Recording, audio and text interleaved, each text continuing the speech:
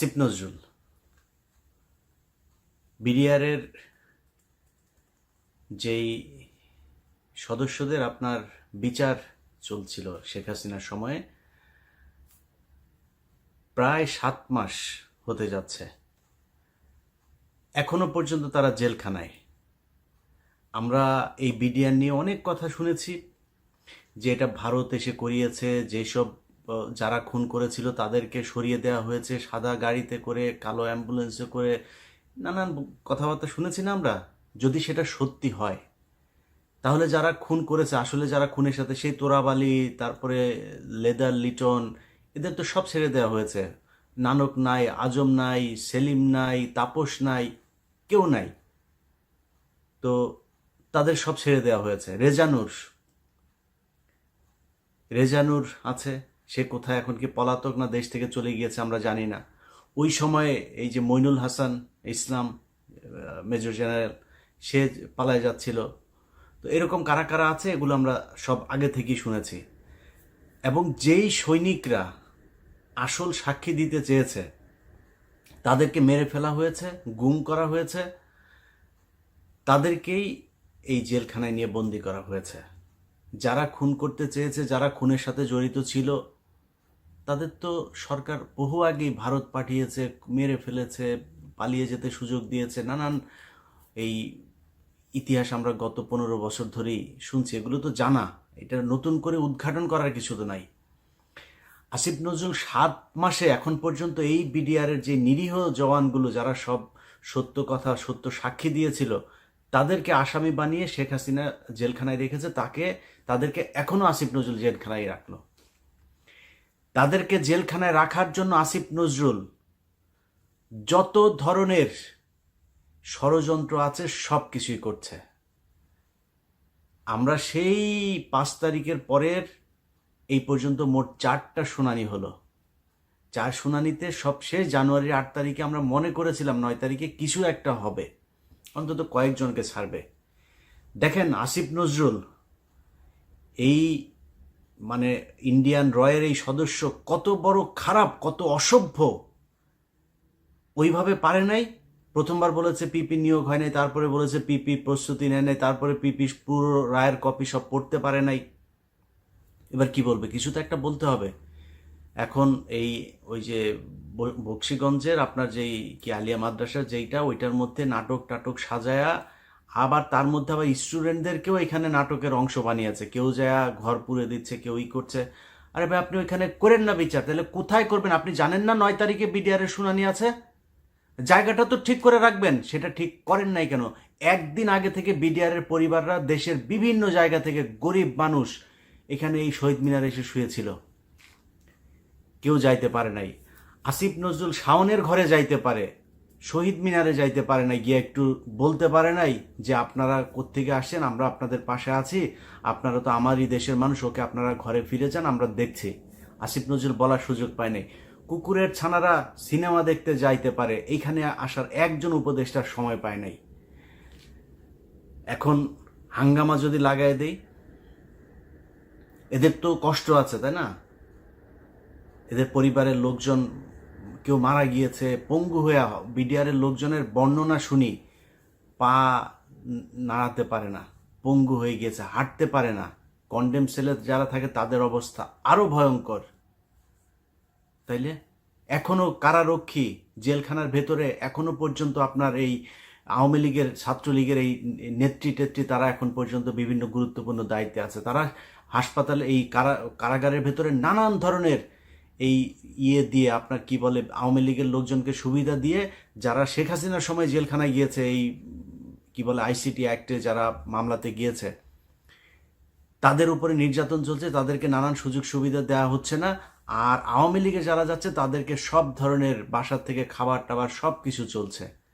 এইভাবে এখনো পর্যন্ত জেলখানা চলছে। তো এই মানুষগুলোর পরিবারের তো কষ্ট আছে, তাই না? এদের তো দেয়ালে পিঠ থেকে গিয়েছে। তাদের জন্য 9 তারিখে এইভাবে ধোকা দিল আসিফ নজরুল। তো 9 তারিখে আপনি আলিয়া মাদ্রাসার এখানে করবেন না, বক্সিগঞ্জে করবেন না, কোথায় করবেন? কোনো একটা জায়গায় আপনি আগে থেকে সেটা ঠিক করে রাখা উচিত ছিল, করেন নাই। পরশু দিনের ঘটনা বলি আপনাদেরকে। বিডিআর হত্যাকাণ্ড নিয়ে একটা কমিশন তৈরি করা হয়েছে না? এই পর্যন্ত আরও একটা কমিশন আছে, কিন্তু গুম কমিশন। গুম কমিশনের যেসব চেয়ারম্যান তাকে হচ্ছে আপনার অ্যাপিলেট ডিভিশনের আপনার বিচারকের দেওয়া হয়েছে, পদমর্যাদা দেওয়া হয়েছে, আর সদস্যদেরকে হাইকোর্ট ডিভিশনের এই বিভাগের আপনার বিচারকের পদমর্যাদা দেওয়া হয়েছে। এখন পরশু দিনের মিটিংয়ে এই যে সদস্য যে কজন ছিল, সেখানে এই মেজর জেনারেল ফজলুর রহমান সাহেবও ছিলেন। ফজলুর রহমান সাহেব ওই দিনের মিটিংয়ে নাকি খুবই চুপচাপ ছিলেন, তিনি কোনো কথা বলেন নাই। জানি না কেন কথা বলেন নাই। সদস্যরা সবাই দাবি করেছে তাদেরকে যেন ওই মর্যাদাটা দেয়া হয়। সেখানে বিশেষ করে স্বরাষ্ট্র সচিব, আরও কয়েকজন আমলা ছিল, তাদেরকে বলেছেন যে না, আপনাদের এত পদমর্যাদা লাগবে কেন, আপনারা কাজ শুরু করেন। পদমর্যাদা এই জন্যেই লাগবে, তারা চাইলেই একজনের বিরুদ্ধে সমন জারি করতে পারবে, তারা চাইলেই একজনকে জিজ্ঞাসাবাদ করতে, চাইলেই একজনকে আটক করার এই আদেশ দিতে পারবে। এই জন্য লাগবে, তাদের গাড়ি থাকবে, তাদের সিকিউরিটি থাকবে, তাদের সাথে গানম্যান থাকবে, এই জন্য তাদেরকে ওই পদমর্যাদা দিতে হবে। এটা দিতে চাচ্ছে না। আপনাদের নিশ্চয়ই মনে আছে, এই বিডিআর হত্যাকাণ্ড নিয়ে কমিশনই করতে চাচ্ছিল না। এখন কমিশন করে নানানভাবে এটার মধ্যে একটা বাধা সৃষ্টি করে কোনোভাবে যাতে এটাকে ঠেকানো যায়। এখানে তো 1-2 টাকার খেলা না, তো পুরো দেশ, ইন্ডিয়া একদম রাষ্ট্রীয়ভাবে এটার বিরুদ্ধে। আর আসিফ নজরুল কাদের প্রোডাক্ট, সেই প্রথম আলো, ডেইলি স্টারের, সেগুলো তো আমরা সবাই জানি। এগুলো এখন করা হচ্ছে নানানভাবে। বিডিআরের সাংবাদিক বিভিন্ন মিডিয়ার মাধ্যমে এই বিডিআর হত্যাকাণ্ড নিয়ে একটা ধূম্রজাল তৈরি করার পায়তারা করা হচ্ছে। তো এইভাবে আসিফ নজরুল আপনি তো বাঁচাইতে পারবেন না। বিডিআরের হত্যাকাণ্ড নিয়ে যত অডিও রেকর্ড, যত কাগজপত্র, যত ফাইল যা যা আছে, কমিশনের কাছে যা নাই ওইটা আমার কাছে আছে। এখান থেকে বাঁচতে পারবেন না। তো আমি কাজ করছি, দিন রাত খাটছি বিডিআরের এই ফাইল নিয়ে। এক এক ফোন রেকর্ড, সেই 25 তারিখের, 26 তারিখের, 27 তারিখের এক এক ফোন রেকর্ড 1.5 ঘন্টা 2 ঘন্টা করে শুনছি, সারা দিন রাত এগুলো শুনছি, শুনে শুনে লিখছি। আমি তো ফাঁক ফোকর রাখবো না। এমন এক জিনিস বানায় দিব, এই কমিশন শুধু আমার এই অনুসন্ধান দেখা যদি নাকি রায় দিয়ে দেয়, এনাফ, আর কিছু লাগবে না। সো আসিফ নজরুল, আপনি যত টাকাই খান, যাই করেন, যেমনি চান, এটা বাঁচাইতে পারবেন না। আর যদি মনে করে থাকেন যা মনে চায় তাই করবেন, এই যে বাংলাদেশ ব্যাংকে রয়ের এক সদস্যকে আপনার বসানো হচ্ছে এখন,